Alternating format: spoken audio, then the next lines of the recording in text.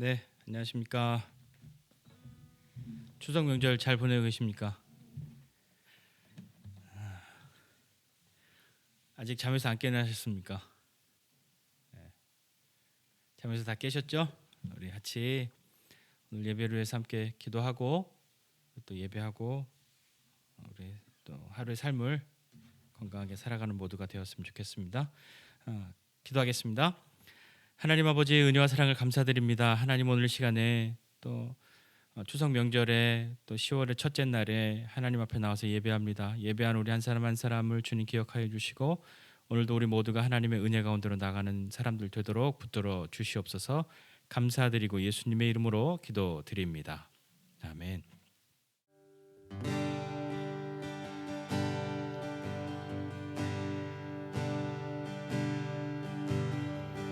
내 안에 주를 향한 이 노래 영원한 노래 있으니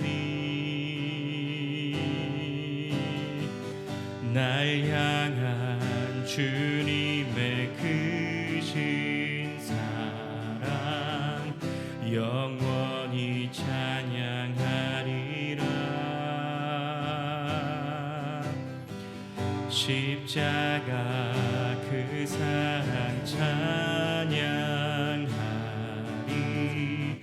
날 구원하신 그 사랑 내 삶을 드려 찬양하리라. 놀라우신 주의 사랑 영원히 찬양하리라. 아름다우신 오 놀라우신 형언할 수 없는 사랑 오 위대하신 하나님의 사랑 영원히 찬양하리.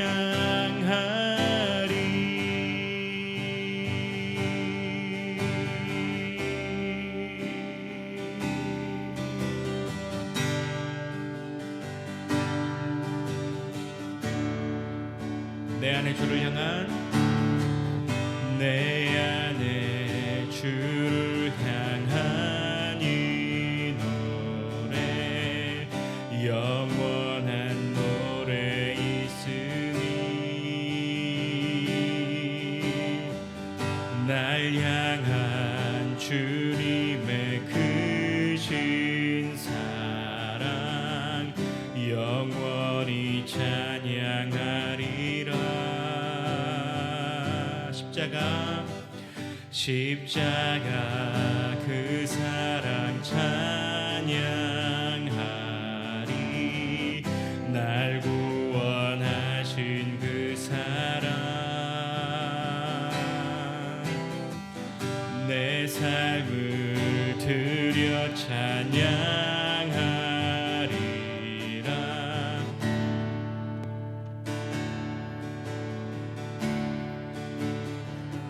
영원히 찬양하리라. 아름다우신 오 놀라우신 형언할 수 없는 사랑 오 위대하신 하나님의 사랑 영원히 찬양하리. 주와 같은 분은 없네. 이 세상 그 누구도 주와 같은 분은 없네. 누구도 비길 수 없네. 주와 같은 주와 같은 분은 없네. 이 세상 그 누구도 주와 같은 분은 없네. 누구도 비길 수 없네. 아름다우신 오 놀라우신 평언할 수 없는 사랑 오 위대하신 하나님의 사랑 영원히 찬양하리.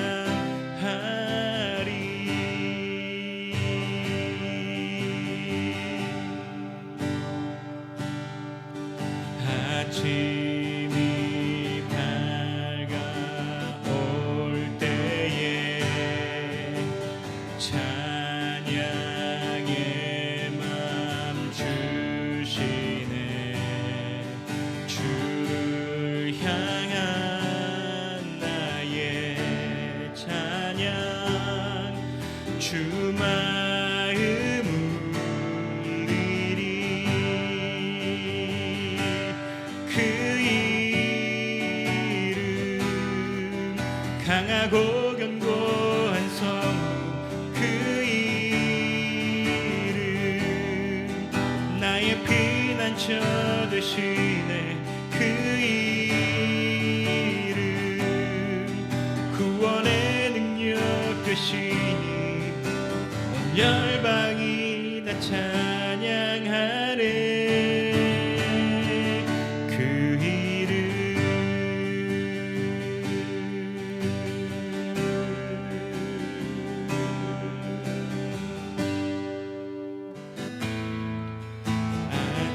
주의 이름 부를 때 주의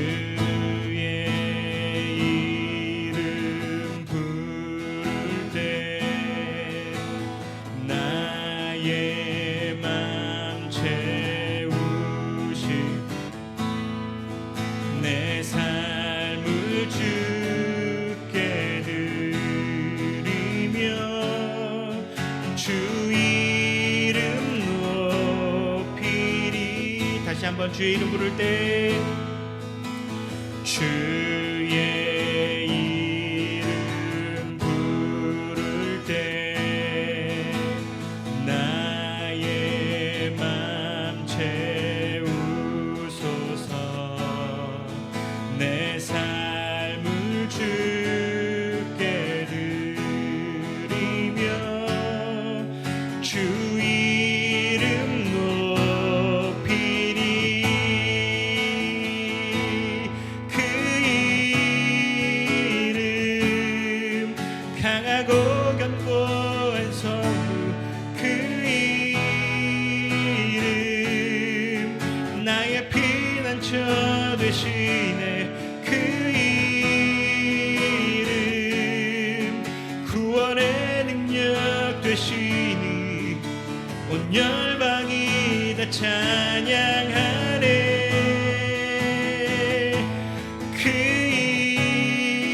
이름 강하고 견고한 성부 그 이름 나의 피난처 되시네. 그 이름 구원의 능력 되시니 온 열방이 다 찬양하네. 그 이름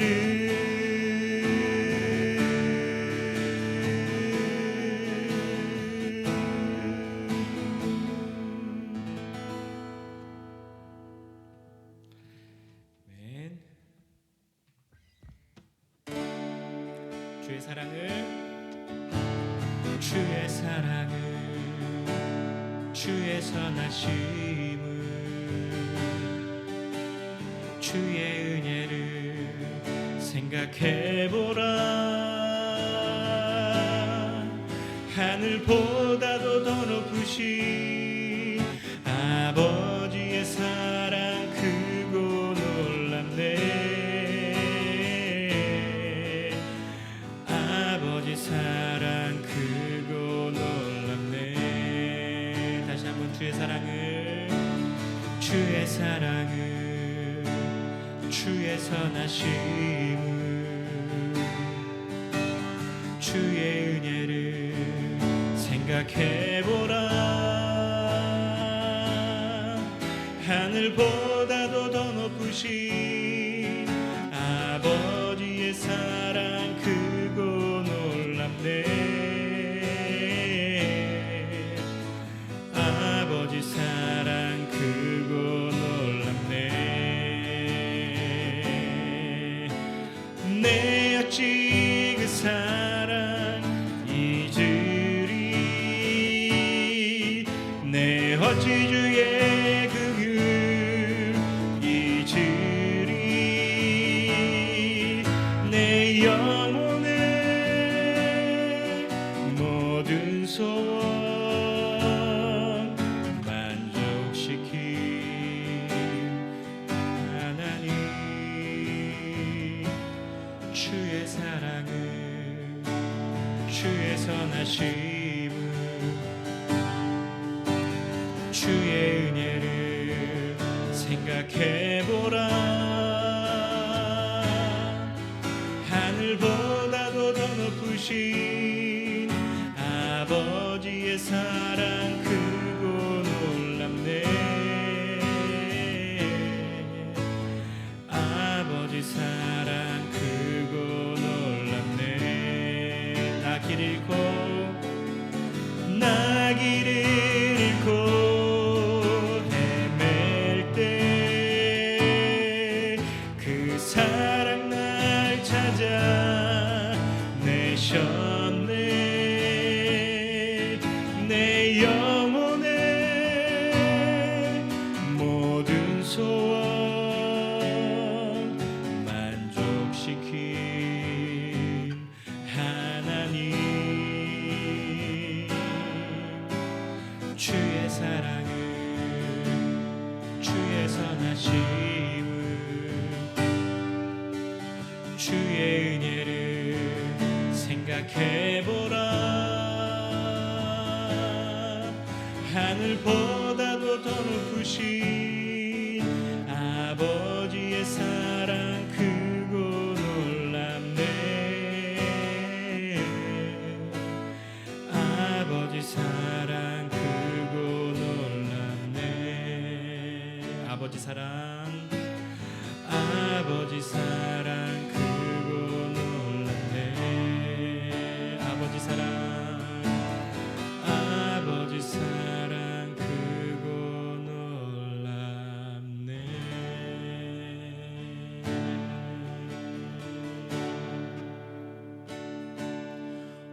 오직 주의 사랑에 매여 내 영 기뻐 노래합니다. 이 소망의 언덕 기쁨의 땅에서 주께 사랑 드립니다. 오직 주의 임재 안에 갇혀 내 영 기뻐 찬양합니다. 이 소명의 언덕 거룩한 땅에서 주께 경배드립니다. 주께서 주신 모든 은혜 나는 말할 수 없네. 내 영혼 즐거이 주 따르렵니다. 주께 내 삶 드립니다. 주께서 주께서 주신 모든 은혜 나는 말할 수 없네. 내 영혼 즐거이 주 따르렵니다. 주께 내 삶 드립니다.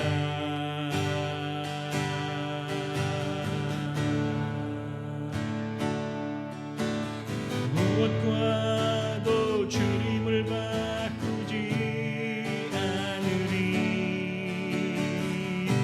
다른 어떤 은혜 구하지 않으리.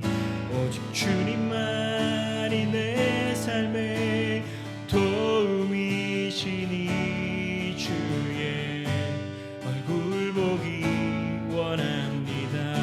나 무엇과도 주님을 바꾸지 않으리. 다른 어떤 은혜 구하지 않으리. 오직 주님만이 내 삶의 도움이시니 주의 얼굴 보기 원합니다.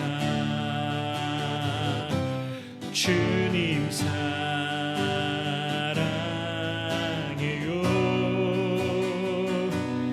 온 마음과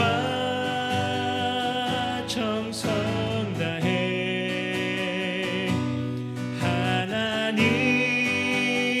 하나님의 신실한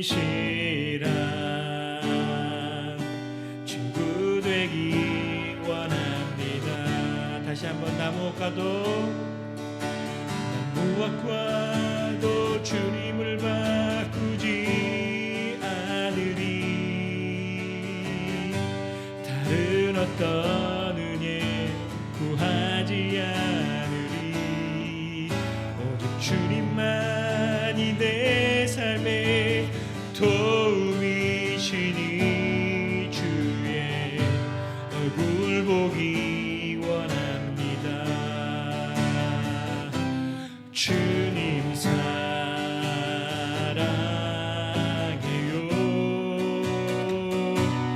온 마음과 정성 다해 하나님의 신실한 친구 되기 원합니다. 주님 사랑해요. 주님 사랑해요.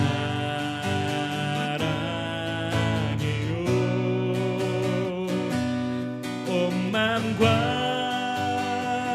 정성 다해 하나님의 신실한 친구 되기 원합니다.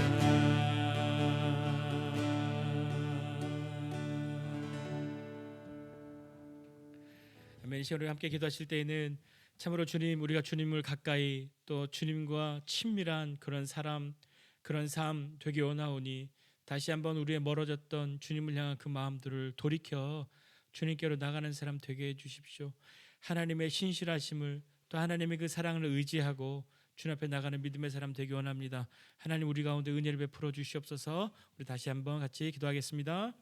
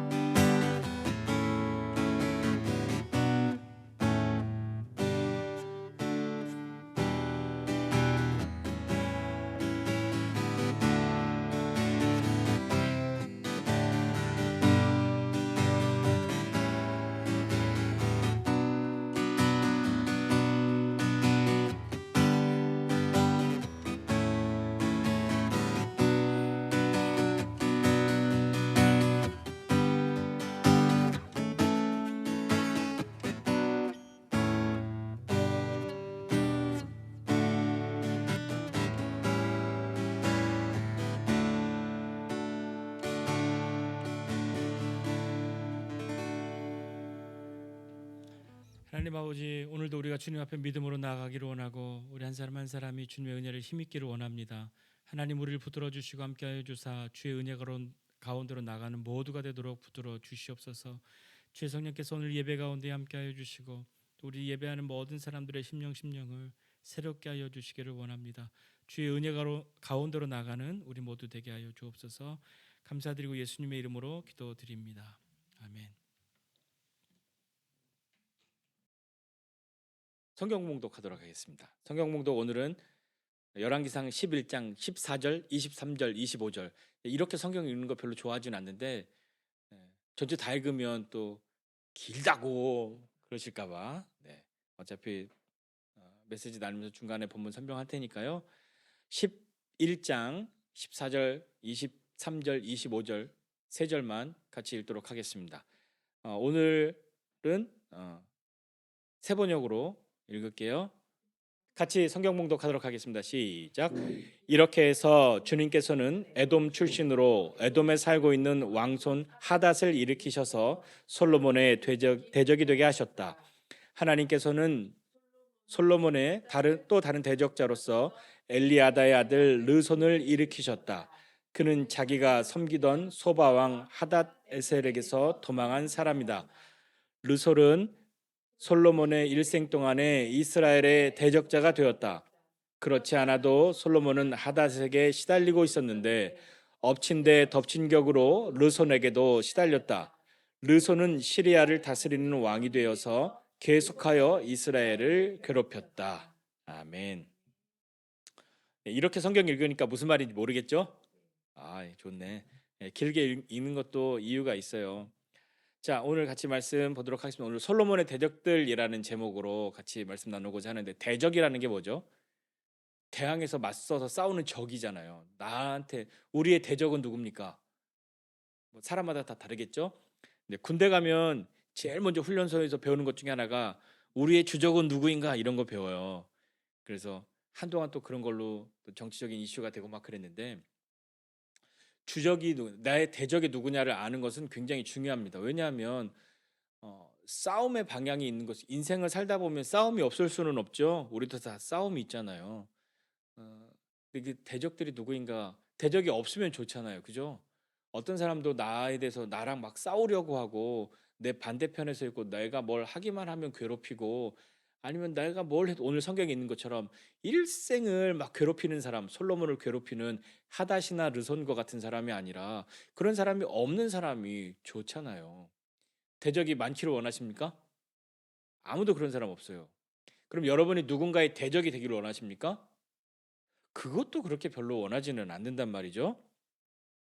자, 오늘 솔로몬은 어떤 사람이냐면 우리 솔로몬 잘 아는 것처럼 다윗의 아들이었어요. 다윗의 아들이었고 하나님께서 다윗을 향해서는 진짜 다윗을 좋아하셨어요. 다윗을 마음에 들어 하셨고, 하나님이 말씀하시기를 다윗 너 일생에 우리아의 아내를 범한 것 말고는 너 진짜 괜찮아.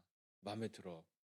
이렇게 말씀하셨는데, 그렇게 하나님이 표현하신 이유는 뭐냐면 너 그거 하나만 잘못한 거야, 너 그것 때문에 참 오점을 남겼어가 아니라 그 일 이외에는 하나님 보시기에 다 선하게 행했다라고 하는 것은요, 다윗이 그 일에 대해서 어떻게 생각했는지를, 그리고 그 일 때문에 어떻게 자신의 삶을 바꾸었는지를 단적으로 표현하고 있는 말이기도 한 것이거든요.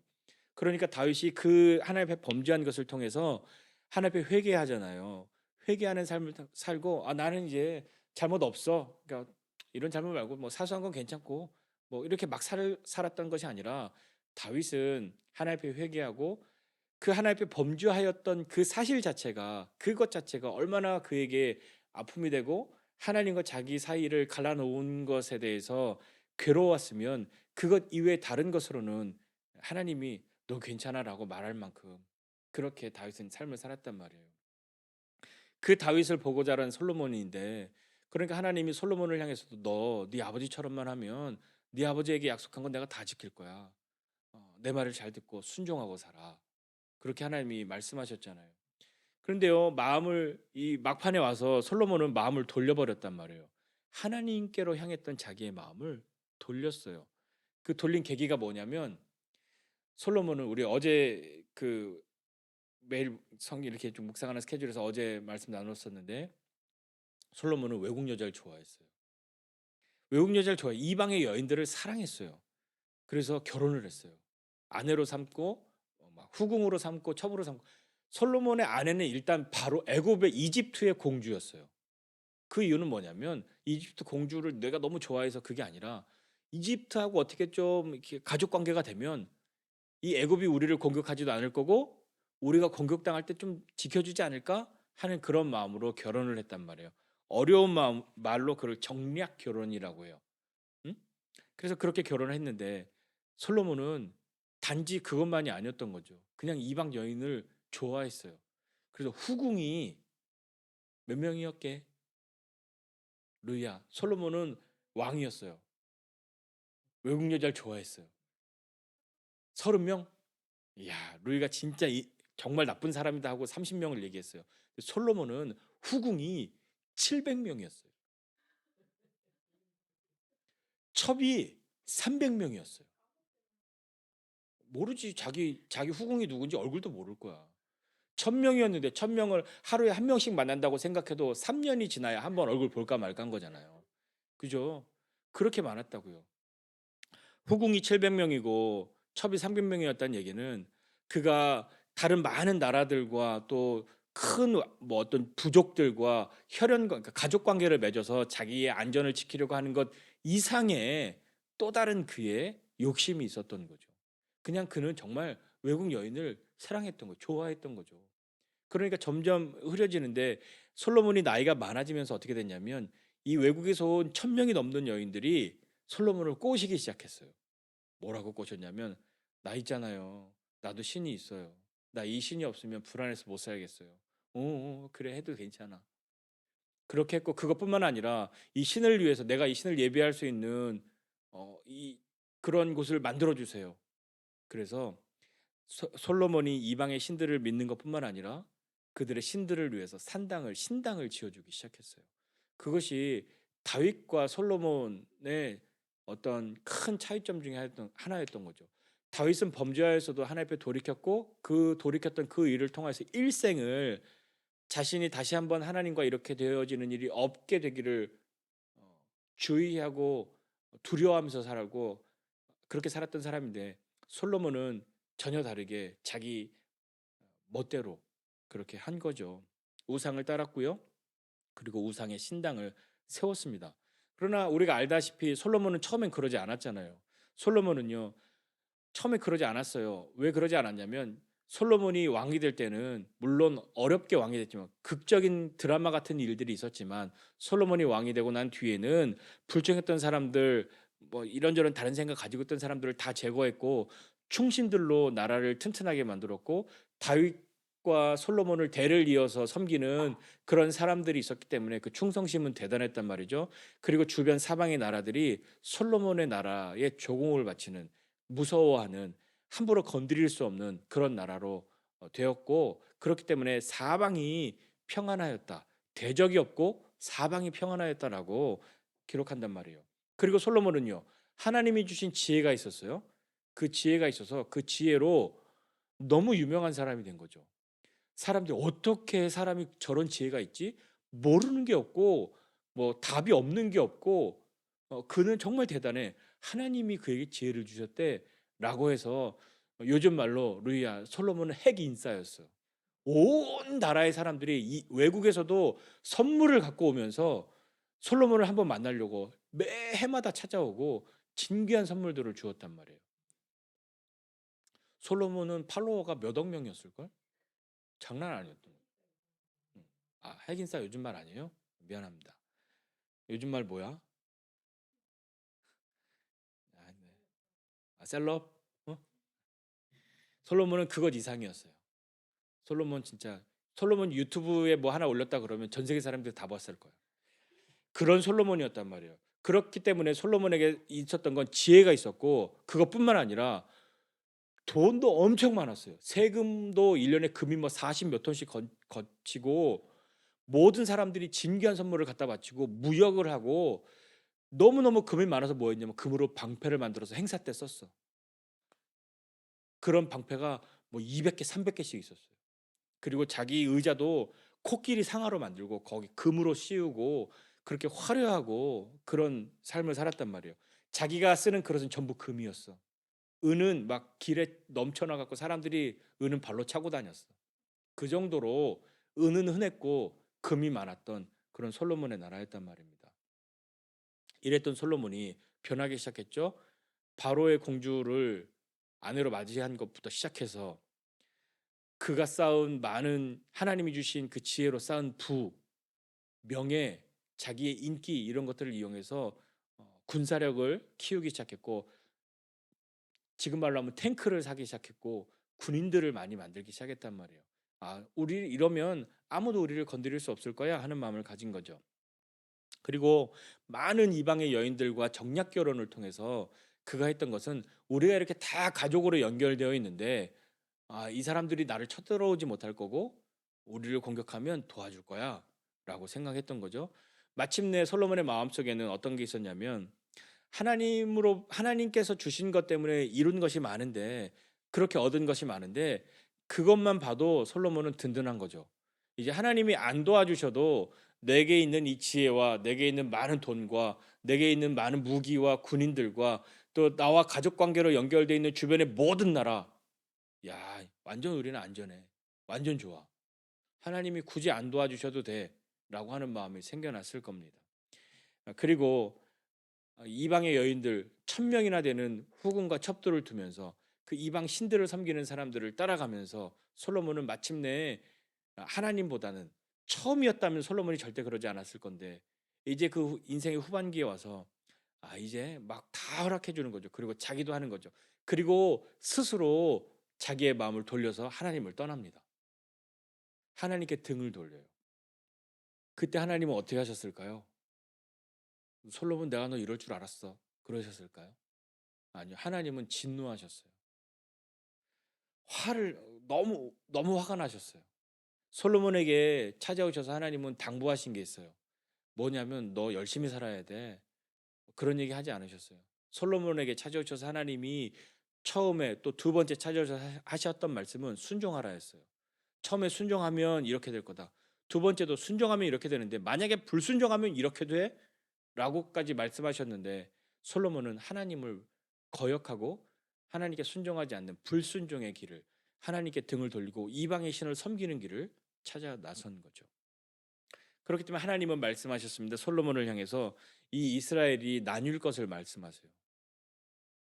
너의 신하가 너가 순종하면 너의 대대로 이 왕위가 끊어지지 않을 것이라고 내가 약속하였는데 순종하지 않았으니 너의 이 나라는 너의 신하가 왕이 될 거고 그러나 내가 다윗과 또 내가 사랑하는 예루살렘을 위하여서는 한 지파를 너의 아들에게 남겨줄 것이다. 그렇게 말씀하시고 솔로몬의 뒤를 이어서 그 다음 때에는 나라가 나뉩니다. 남과 북으로 나뉘죠. 그때에 하나님은 솔로몬에게 대적들을 일으켜 주셨어요. 대적들을 세우셨단 말이에요. 그런데 오늘 표현이 이상한데 뭐가 이상하냐면 솔로몬을 향한 대적들을 하나님이 일으키셨다는 거예요. 하나님이 대적들을 세우셨다.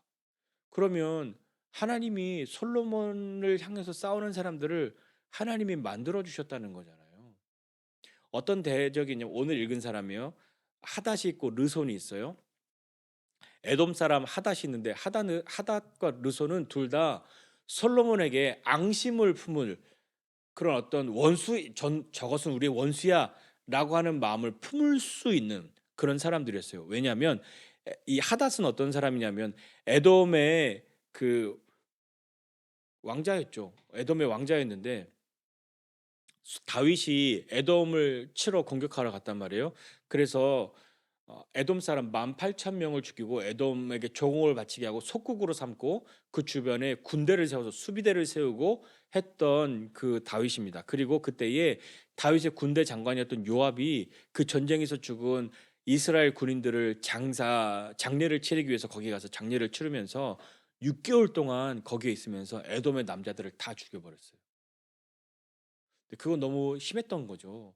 다 죽였는데 그때 에돔의 왕자였던 이 하닷이 아버지의 신하 몇 명과 함께 힘들게 애굽으로 망명을 갑니다. 네, 애굽 왕 바로가 받아 주었어요. 그래서 먹을 것도 주고 집도 주고 땅도 주고 그렇게 해서 거기서 살게 하였고 하닷은 바로에게 성경에 보니까 바로에게 은총을 입었다.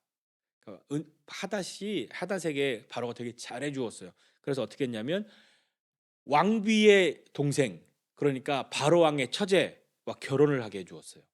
그러면 이 하닷은 지금 신분이 어떻게 바뀌냐면 애굽의 왕족이 되는 거잖아. 에돔의 왕자였던 이 하닷이 애굽의 왕족이 됐단 말이에요. 그리고 다윗과 요압이 죽었다 하는 말을 듣고 이제 애굽에서 힘을 키웠던 하닷이 바로에게 이야기합니다. 내 고국에 갈 수 있게 해주십시오. 그러니까 바로가 하닷을 좋아했단 말이에요. 아니 너 내가 뭐 부족하게 해준 거 있어?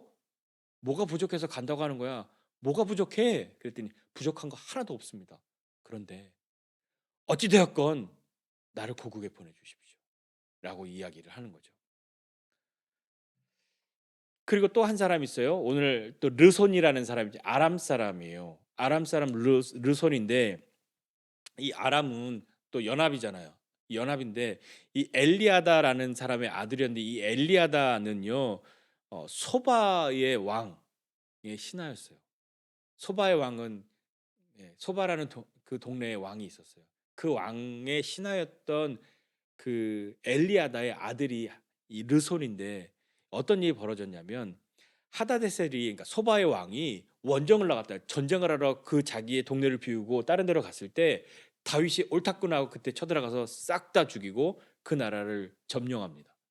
그때 점령할 때 어 하다데셀이 나갔으니까 다윗이 공격하러 왔으니까 주변에 연합으로 있던 나라들이 다메섹의 연합군이 공격해 왔네. 우리가 대신 가서 싸워줘야지 하고 왔는데 그때 다윗이 다메섹 연합군 2만 2천 명을 죽여요. 그리고 이깁니다. 그리고 이 연합국은 이때 또 어쩔 수 없이 다 졌기 때문에 다윗에게 조공을 바치는 속국이 되죠. 그때에 르손은 어, 다윗이 이 소바를 칠 때 하다데셀에게서 르손은 도망쳤어요. 살기 위해서 도망쳤고 이 무리들을 모아서 그때 도망치던 무리들 그러니까 우리식으로 말하면 불량배들 이런 사람들을 다 모아다가 어, 이 패거리의 우두머리가 됩니다. 그리고 다메섹이라는 동네에 자리를 잡기 시작했고 나중에는 다메섹의 왕이 돼요. 그러니까 깡패 두목에서 그 깡패들이 나라를 점령하고 연합국을 점령해서 그 지역의 왕이 됩니다. 이제 다윗의 속국이었던 이 아람 지역은 솔로몬 때에는 점차적으로 어떻게 되냐면 이스라엘의 영향력에서 조금씩 다윗 때보다는 덜 영향을 받고 자기들의 힘을 조금씩 키워가는 그런 게 됐죠. 하닷과 르손은요 사실 솔로몬에게 앙심을 가질 수 있죠. 솔로몬이 다윗의 아들이잖아요. 그런데 직접적으로 하닷이나 르손이 내 원수 하면서 공격해야 할 대상은 다윗 그리고 요압이었단 말이에요. 근데 이들이 없잖아요. 이들이 없고 그 원수 되었던 이 마음을 솔로몬을 향해서 가지고 있었던 거죠.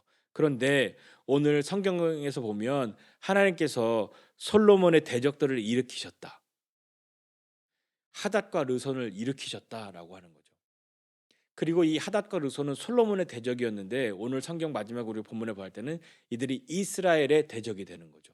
솔로몬을 향한 개인적인 대적이 되는 것뿐만 아니라 이 사람들은 이 이스라엘을 향한 대적들이 되고 있는데 하닷은 솔로몬의 일생에 환란을 끼쳤고 또 애굽에서 돌아와서는 계속해서 솔로몬에게 정말 완전히 끔찍한 재앙과 같은 그런 존재가 됐단 말이에요. 계속 공격했죠. 계속해서 공격하고 환란이 되었다는 건 뭐냐면 솔로몬이 이 하닷이 공격해 오는 걸 쉽게 이길 수 없었다는 거예요. 그러니까 끔찍한 일이지.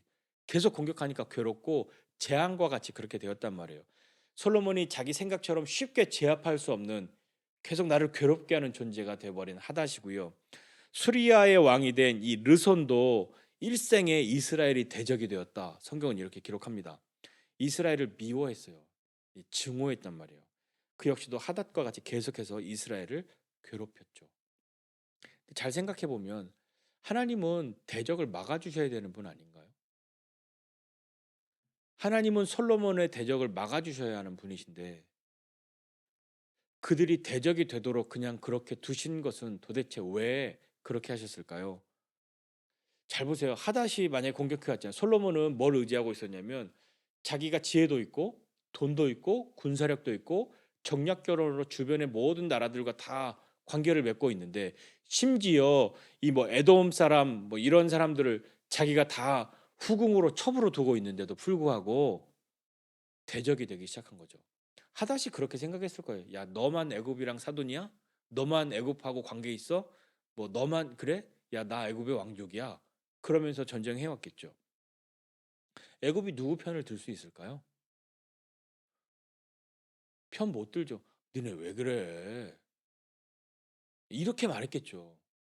누구의 편에 서서 대신 싸워주지 않는단 말이에요. 솔로몬은 그걸 기대하지 않았거든요. 아니 내 아내가 애굽의 공주인데 내가 공격받고 있는데 애굽이 가만히 있어? 이걸 예상했을까요? 전혀 기대하지 않았던 일이겠죠. 솔로몬의 입장에서는요. 어떻게 보면 하닷이나 르손이라는 사람 존재 자체를 모르고 있었을 거예요. 자기 아버지 때 일이잖아요. 뭐 아버지랑 전쟁한 나라가 한둘이고 아버지가 이긴 나라가 한둘이어야 모두를 기억하고 있지. 다윗을 향해서 저 원수 이렇게 생각하고 있는 수많은 사람들이 있는데 솔로몬이 하닷, 르손 이런 사람들을 기억할까요? 에돔의 왕자 하닷, 뭐 소바의 왕의 신하의 아들 르손 어떻게 기억해요? 존재 자체를 모르고 있었을 거란 말이에요. 그런데 이들이 등장했고 솔로몬은 이들 때문에 괴로움을 당하기 시작했단 말이에요. 그런데 잘 보세요. 하나님은 우리의 인생에서 대적이 없게 해주시는 분이신가요? 하나님은 내 인생에서 나를 대적하는 사람이 없게 해주셔야 맞나요? 아니면 있더라도 하나님이 그 대적을 대신 물리쳐 주셔야 하는 분이신가요? 어떻게 생각하십니까? 자, 한번 하닷이나 르손의 입장에서 한번 좀 생각해 보죠. 하닷이나 르손은 솔로몬을 향해서 공격하는 게 합당한 일인가요? 아니면 나쁜 일인가요? 합당한 일이죠. 자기들 딴에는 자기 아버지를 죽이고 자기 나라를 공격해서 멸망 막 속국으로 삼고 했던 다윗이 원수 같을 거잖아. 그러니까 다윗의 아들 솔로몬을 공격하는 게 하닷이나 르손의 입장에서는 이건 맞는 일이야. 그랬을 거란 말이에요. 근데 그전에는 왜 못했을까요? 그전에는 왜 못하고 있었을까요? 우리에게는 하닷이나 르손 같은 사람이 있습니까? 이게 가만히 있었는데 언젠가부터 나를 괴롭히기 시작했는데 이 너무 괴로운 일이 되고 끔찍한 일이 되고 나를 공격하고 있는데 사사건건 나를 건드리고 있는데 나를 너무 힘들게 한다. 그런 사람이 있죠. 그런 사람이 있으면 여러분 어떻게 하십니까? 하나님 저 사람 좀 어떻게 해 주세요. 쟤 좀 어떻게 말 못하게 해 주세요. 쟤 좀 어떻게 내 눈에 안 띄게 해 주세요. 응? 많이 다쳐서 뭐 병원에 막 입원하게 해 주세요. 뭐 그런 마음과 생각 같지 않습니까? 그런데 거꾸로 우리가 하닷이나 르손과 같은 입장에 설 때는 없습니까? 야, 너 내가 있잖아. 이렇게 말하는 건 맞는 거야. 넌 나한테 이렇게 당해도 돼. 라고 하는 그런 마음과 생각이 있죠. 아니면 그것보다 조금 착하게, 야, 내가 이렇게 말하는 건 다 너 잘 되라고 하는 거야. 그렇게 말하죠. 내가 하는 건 다 옳아. 내가 이렇게 해주는 건 다 너를 위해서야. 내가 너를 위해서 화내는 건 내가 너를 위해서 이거 못하게 하는 것은 다 너를 위하는 거야. 정신 똑바로 차려. 그렇게 말할 수도 있는 거지 않습니까? 하닷과 르손과 같은 사람이 나에게도 있는데 때로는 내가 누군가에게 하닷과 르손과 같은 그런 존재로 있을 수도 있는 거죠. 하닷과 르손과 같은 존재로 있을 때는 뭐냐면 내가 하는 건 너무 당연한 거예요. 너무 맞는 일이고 너무 옳은 일이 되는 거죠. 하닷과 르손 같은 사람을 만날 때 여러분은 어떻게 대처하십니까?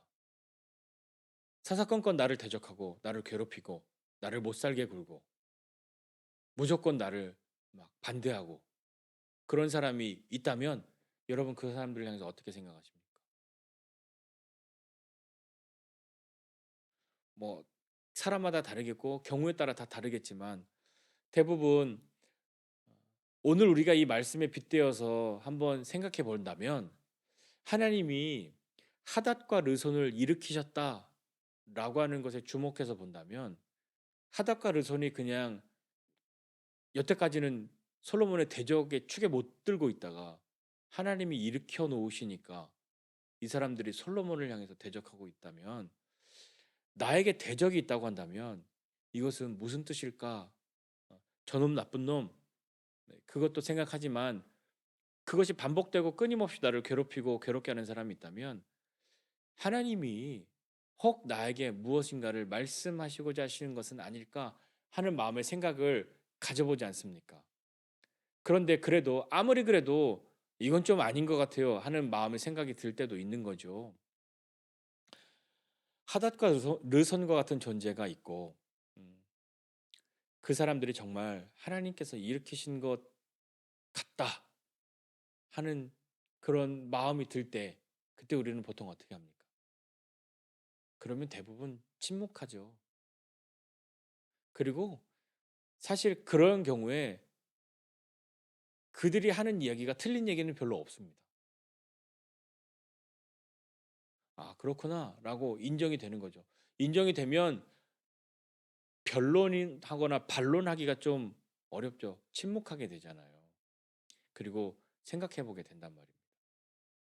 근데 그 이전에 왜 몰랐을까? 하닷과 르손이 있기 전에는 왜 몰랐을까요? 안 들으니까요. 들리질 않습니다. 우리도 인생에 있어서 어려움이 있을 때, 괴로움이 있을 때에 하나님의 소리가 귀에 들려오는 것처럼 평안하고 사방에 대적이 없고 사방이 다 평안할 때는 내가 원하는 대로 다 된단 말이죠. 다 내 뜻대로 되는 것 같고. 그런데 대적이 생겨났을 때는 경우가 달라지는 거죠. 아까 말씀드린 것처럼 내가 하닷과 르손의 역할을 할 때도 있다니까요. 야, 너 다 너를 위해서 그러는 거야.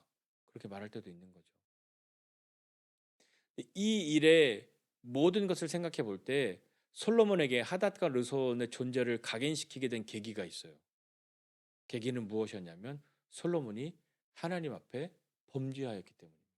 그리고 하나님이 금하셨던 일을 그가 극구 자기의 의지대로 행했기 때문인 것이죠. 하나님이 경고하셨던 그 일에 대해서 하나님을 불순종하는 일을 솔로몬이 자기의 의지대로 선택했단 말입니다. 그리고 불순종할 때 어떤 일이 생긴다라고 하는 것을 이미 하나님이 말씀하셨는데도 불구하고 솔로몬은 그 말을 우습게 여겼던 거죠. 처음에는 솔로몬도 그렇지 않았단 말입니다. 애초부터 하나님을 마음에서 버리고 하나님을 등지고 떠나려고 하나님을 믿는 사람은 아무도 없어요. 하나님 잘 믿고 싶고 하나님 잘 믿고 싶은 그런 마음. 아, 하나님을 잘 믿었더니 하나님은 나에게 주신 은혜와 복이 있구나라는 것을 감사하며 살았던 것인데 처음부터 내가 좀 잘 믿다가 잘 되면 하나님 버려야지. 그렇게 하고 믿는 사람은 아무도 없잖아요. 솔로몬도 그랬다니까요. 그런데 솔로몬에게도 어느 때인가부터 마음에 틈이 생겨나기 시작한 거죠. 하나님보다는 하나님이 주신 것들이 더 좋았던 거고 눈에 보여지는 것들이 야, 이 정도면 뭐 끝내주네 하고 점점 안정감이 생겨난 거고 하나님이 없어도 나에겐 이런 내가 가지고 있는 지혜, 인기, 명예, 돈, 군사력, 주변 사람들과의 관계 이것만 있으면 나는 뭐 세상 최고인데 하나님 없어도 되겠어. 그런 마음의 생각이 들었던 거죠. 죄는 다른 게 아닙니다. 죄라는 말의 의미 그 말 자체의 의미는 뭐냐면 타겟에서 벗어났다는 거거든요. 관역이 있는데 이 관역에서 벗어난 거예요. 관역에 맞아야 하는데 관역을 안 맞고 비껴난 거죠. 그러니까 쉽게 말하면 하나님의 뜻이 있는데 이 하나님의 뜻에서 벗어난 것 이것이 죄란 말이에요. 솔로몬은 하나님께 마음을 돌리고 등을 돌리고 죄악으로 살기 시작했을 때 그는 여전히 자신에게 있는 지혜와 부, 명예, 인기, 군사력, 힘, 뭐 주변과의 관계 이런 것들을 의지했단 말이죠. 그러나 하나님을 향해서 마음을 돌리고 등을 버렸을 때 그것들은 아무 의미가 없다는 것을 깨달아야 했어요. 그 깨달아야 했기 때문에 하나님이 그 방편으로 사용하시는 것이 하닷과 르손을 일으키신 거죠. 솔로몬은요, 애굽도 또 자신이 사랑했던 이방 여인들도 그 여인들의 나라와 뭐 부족들도 자기를 지킬 수 없다는 것을 알아야만 했던 거죠. 자기에게 있는 많은 돈, 인기, 명예, 지혜 이런 거 뭐 동맹 관계 이런 것이 자기를 지킬 수 없다는 것을 알아야 했단 말입니다. 자신이 선택했던 그 모든 사람들과 상황들이 오히려 자기를 망치는 일로 더 가까이 가도록 할 수 있다는 것을 솔로몬은 알아야만 했어요. 그렇게 지혜로운 솔로몬이 그것은 알지 못했단 말입니다. 다른 사람들은 다 실수를 해도 주님을 버려도 나만큼은 안 그럴 거라고 생각했을 수도 있어요. 다른 사람들은 막 힘이 세지고 돈이 많아지고 주변 나라에서 강대한 나라가 되고 다 인기가 많아지고 다 그래도 나는 주님을 버리지 않을 거라고 그렇게 다짐했을 수도 있습니다. 그러나 솔로몬도 그것이 쉽지 않았어요. 그리고 그것을 할 수 없었어요. 예수님의 제자들도요. 주님 주님 다 주님을 버려도요. 나만큼은 주님을 버리지 않을 겁니다. 라고 말했어요. 근데 그들도 난 주님 몰라 하고 부인하는 사람 그리고 예수님이 십자가에 죽으셨을 때 도망가서 숨는 사람 그런 사람들이 되어버렸죠. 우리라고 자신 있다고 말할 수는 없단 말입니다. 하나님이 때로 내 삶에 대적을 일으켜 주시는 것만 같을 때에 혹 그렇다면 쟤는 왜 저래? 저 나쁜 놈 하는 그 마음에 사로잡혀서 다른 것을 다 나는 옳은데 저것만 나빠 그렇게 볼 것이 아니라 혹 하나님 지금 내게 하실 말씀 있으십니까? 혹 하나님 내가 지금 하나님으로부터 마음이 멀어졌습니까? 그렇게 되돌아볼 수 있는 사람이 되어야 하지 않겠습니까? 그럴 때 이 대적은 우리의 대적으로만 끝나는 것이 아니라 하나님께로 돌이킬 수 있는 방편으로 바꿀 수 있는 거거든요. 잘 보십시오. 솔로몬이 하나님과의 관계가 친밀했을 때 대적들은 존재하지 않았나요? 아니요, 존재하고 있었어요. 그러나 그 대적들이 솔로몬을 향해 나설 수가 없었죠. 대적은 언제 나서냐면 항상 대적은 노려보고 있거든요. 뭘 노려보냐면 너 하나님과 멀어지기만 하면 내가 곧바로 너를 향해서 달려갈 거야. 왜냐하면 솔로몬이 두려운 게 아니었거든요.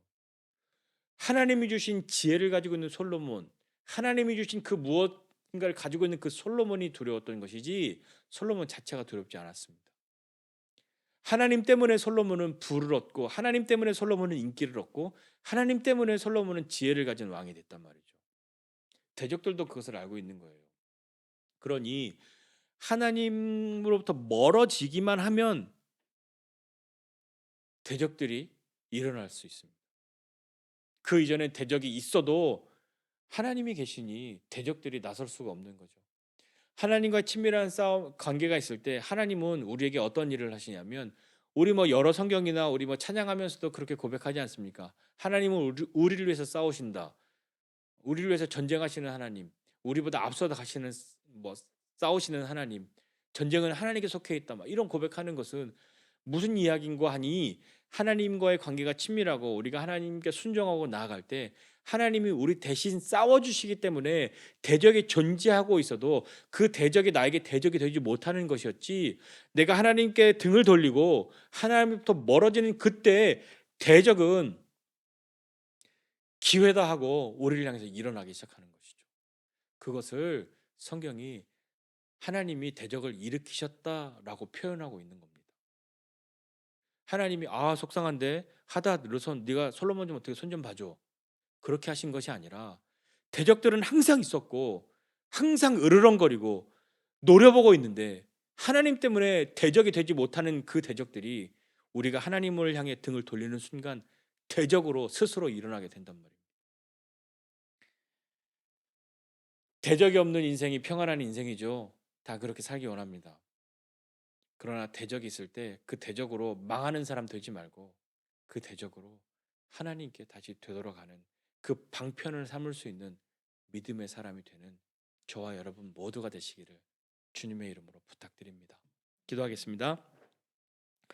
하나님 아버지 은혜와 사랑을 감사드립니다. 하나님 우리 인생에 대적이 없기를 원하나 우리 인생 가운데 대적은 늘 있고 그 대적들이 하나님이 두렵고 우리가 하나님과 함께함으로 대적으로서 그 일을 하지 못하고 있는데 하나님 우리가 하나님을 등지고 하나님을 불순종하고 하나님께 등을 돌리고 살 때 대적이 마침내 대적으로서 기회를 얻어 우리 인생 가운데 일어나게 됨을 알게 하여 주시고, 하나님, 내 인생에 대적이 일어날 때 그 대적을 향한 나는 의로운데 이 대적이 악하구나라고 하는 것에만 함몰당하지 아니하고 하나님으로부터 멀어져 있는 나 자신이 있는지 살필 수 있는 그런 사람 되도록 은혜를 더해 주십시오.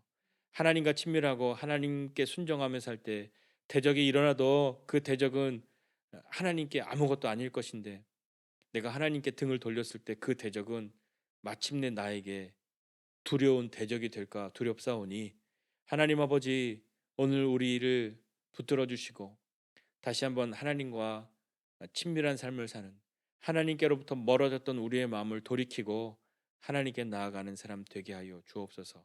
하나님, 내 인생에 대적이 일어나지 않기를 소원하고 내가 누군가의 대적되지 않기를 원합니다. 내가 누군가의 대적이 되어 옳은 일을 한 것 같을지라도 그 후에 있을 하나님의 심판, 그것을 바라볼 수 있는 사람 되게 하여 주셔서 우리 인생 가운데에 하나님이 쓰시는 그 순간에 기꺼이 쓰임 받는 사람이 되기를 원하나 원수로서의 삶을 살지 않는 그런 사람 되도록 주님 은혜를 더해 주십시오. 우리 인생 가운데 내 삶에 있는 많은 대적과 같은 그런 사람들, 그런 존재들, 그런 시간들 가운데에 하나님의 은혜를 경험하는 사람 되기 원합니다. 하나님, 우리를 붙들어 주시고 주님께 나아가는, 주님께 돌아가는 믿음의 사람들이 다 되도록 붙들어 주시옵소서. 이제는 우리 구주 예수 그리스도의 은혜와 하나님 아버지의 크신 사랑과 성령님의 함께하심이 하나님으로부터 멀어져 가는 우리의 마음을 되돌려 하나님께로 향하고, 하나님께 등을 돌렸던 우리 회개하고 다시 하나님께로 나아가기를 원하는 우리 모두 위에 이제로부터 영원까지 함께 있을지어다. 아멘.